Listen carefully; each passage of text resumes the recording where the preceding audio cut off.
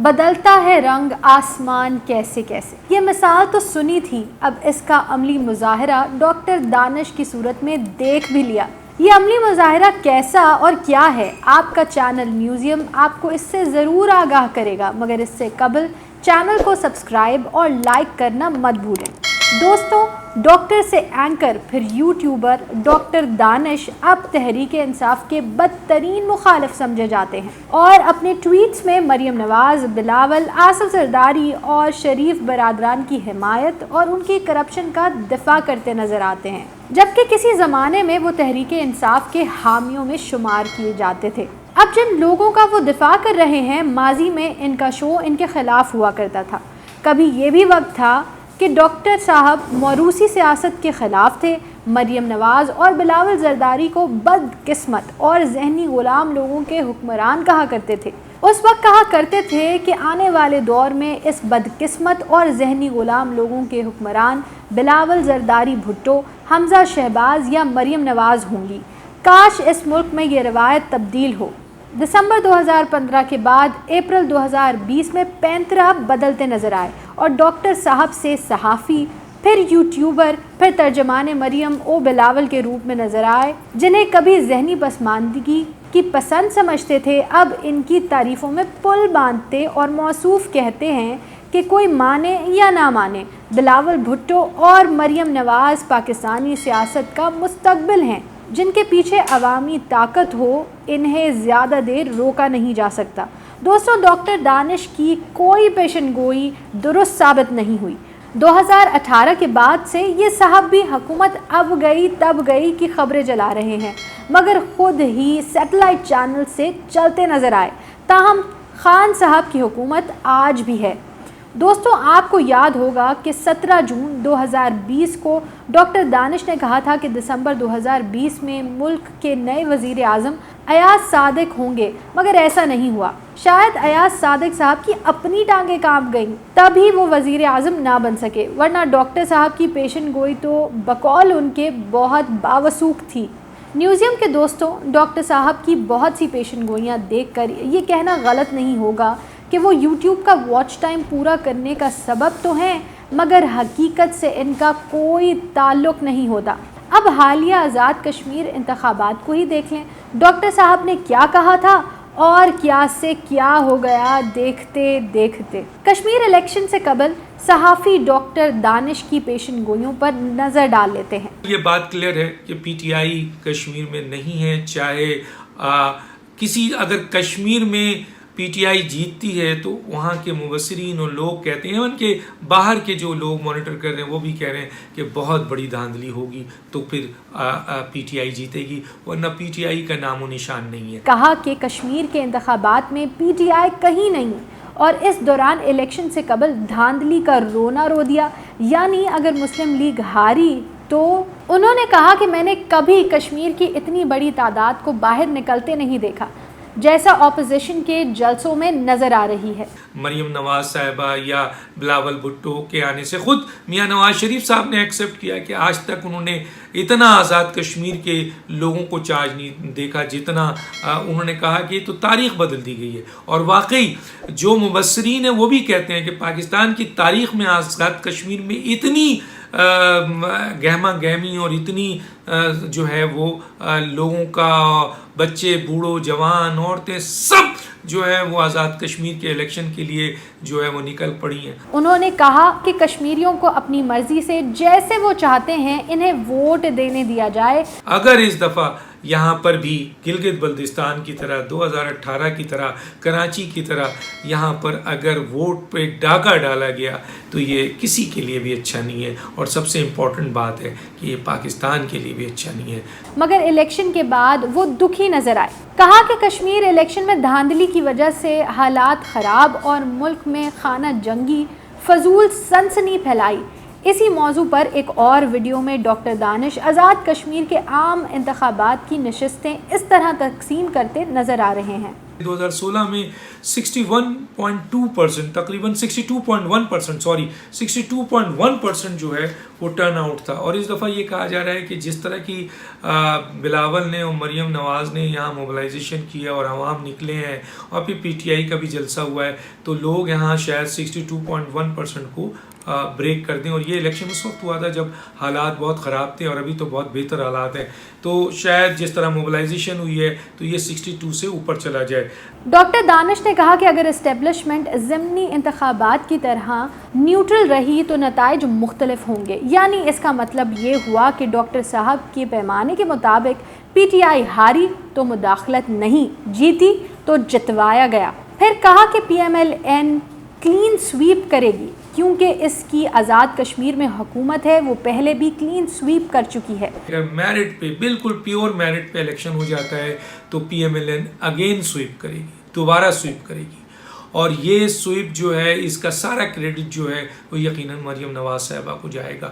تو اب یہ دیکھنا ہے کہ آئیدر یہ clean sweep P M L N کو کرنے دیا جاتا ہے. ظاہر ریزسٹنس ہے، اتنا آسان کام نہیں ہے. پاکستان کے الیکشن سسٹم ایسا ہے، پاکستان کے اندر الیکشن میں ادارے انوالو ہوتے ہیں، پاکستان میں حکومت انوالو ہوتی ہے.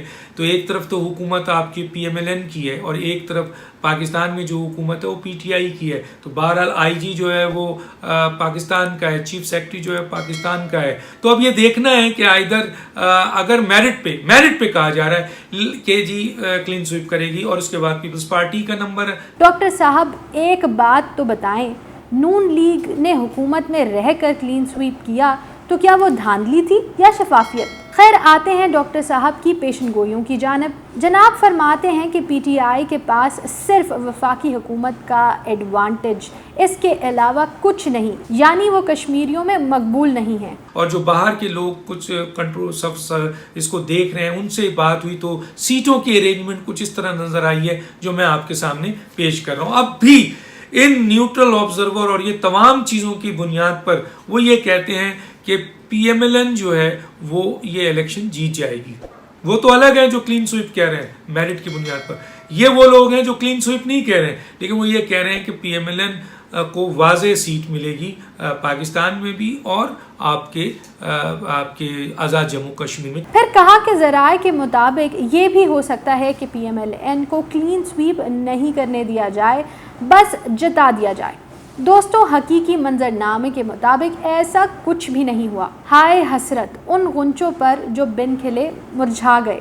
چلیں ڈاکٹر صاحب کی مزید فکر انگیز اور مدلل پیشن گوئیوں پر مزید نظر ڈالتے ہیں. اسی ویڈیو میں انہوں نے کہا کہ پی ایم ایل این 14 سے 16 سیٹیں، کشمیر سے 4 سے 6 پاکستان کے دیگر شہروں سے لے گی. پی ایم ایل این کے بارے میں کہا جا رہا ہے کہ جناب پی ایم ایل این کو 14 سے 16 سیٹیں اس 33 سیٹوں میں سے مل جائے گی، یہ ان کا کہنا ہے. اور اس صورتحال میں 14 بھی ہو سکتی ہے، 16 بھی ہو سکتی ہے. تو واضح اکثریت پی ایم ایل این کی یہاں بتا رہے ہیں وہ. اور پاکستان میں جو سیٹ ہے اس میں سے وہ کہتے ہیں کہ جی تقریباً 4 یا 6 سیٹ ان کی ہو جائے گی. تو ٹوٹل ان کو 15، 17 اور 4 اور 6، تو یہ ابھی بھی 27 نہیں بن رہی ہے. تو اس کا مطلب ہے ان کو ہیلپ لینا پڑے گی حکومت بنانے کے لیے. پی پی کو ڈاکٹر صاحب 8 سے 10 سیٹیں کشمیر جبکہ 6 سے 8 پاکستان کے دیگر شہروں سے دیتے نظر آئے. پیپلز پارٹی کے بارے میں کہا جاتا ہے کہ ان کو 8 سے 10 سیٹیں آزاد کشمیر میں مل سکتی ہیں اور 1 سیٹ ان کی پاکستان میں ہے. ڈاکٹر دانش کی ترتیب کے حساب سے پی ٹی آئی تیسرے نمبر پر رہے گی اور فقط 6 سے 8 آزاد کشمیر جبکہ 4 سے 5 پاکستان کے دیگر شہروں سے لے سکے گی. پی ٹی آئی کے بارے میں کہا جا رہا ہے کہ 6 سے 8 سیٹیں ان کو آزاد کشمیر میں مل سکتی ہیں. 6 سے 8 ابھی تک ان کے پاس آزاد کشمیر میں 1 سیٹ بھی نہیں ہے، 2 پاکستان میں صرف ہے. تو 6 سے 8 سیٹیں مل جاتی ہیں. شاید یہ وہی وجہ ہو کہ کچھ لوگ چاہتے ہیں کہ P M L N clean sweep نہ کرے تو ڈسٹریبیوشن ہونی چاہیے. جبکہ ان کے باوثوق ذرائع نے تحریک لبیک کی جانب سے بڑا سیٹ کی بھی اطلاعات دیں، مگر ایسا کچھ نہ ہو سکا، جس پر ڈاکٹر دانش بہت غصے میں آ گئے اور پاکستان کے حالات کو 1971 سے تشبیہ دینے لگے. محترم ایک ٹویٹ میں فرماتے ہیں موجودہ حکومت کو کن بنیاد اور شرائط پہ گلگت بلتستان اور آزاد کشمیر بھی دے دیا گیا؟ اکثریت کی رائے کو دبانے سے محرومیاں جنم لیتی ہیں، جس کا خمیازہ وطن کو نقصان سے ہوتا ہے۔ ماضی کی غلطی سے ہم آج تک کیوں نہیں سیکھ سکے؟ ایک ویڈیو میں ڈاکٹر دانش نے آزاد کشمیر میں پی ٹی آئی کی جیت کو سقوط ڈھاکہ کے حالات سے جوڑ کر اپنی نابالغ ذہنیت کی عکاسی اس طرح کی۔